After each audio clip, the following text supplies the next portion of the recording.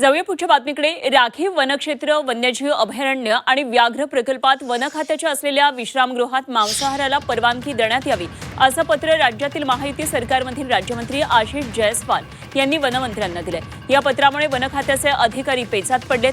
तत्कालीन वनमंत्री बबनराव पाचपुते यांनी 2004-2005 मध्ये धोरणात्मक निर्णय घेत वन खात्याच्या विश्रामगृहात मांसाहार आणि मद्यपान बंदीचा निर्णय घेतलेला होता। मात्र आता आशिष जयस्वालांनी विश्रामगृहात पुन्हा मांसाहार सुरू करण्याची मागणी केलेली आहे।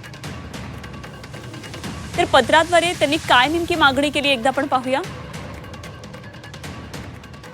तर आशिष जयस्वाल यांच्या पत्रात आहे, मद्यपानास बंदी राहू द्या, मांसाहारावरील बंदी उठवा, मांसाहारावरील बंदी योग्य नाही, विभागासाठी आर्थिकदृष्ट्या नुकसानकारक आहे, मांसाहार बंदीमुळे पर्यटकांची खासगी हॉटेल्सला पसंती असते। परंतु अशा प्रकारे भाजपने बंद केलेला जो मांसाहार आहे त्याला चालू करण्याची जर इच्छा असेल तर त्यांनी त्यांच्या वरिष्ठांना सांगितलं पाहिजे।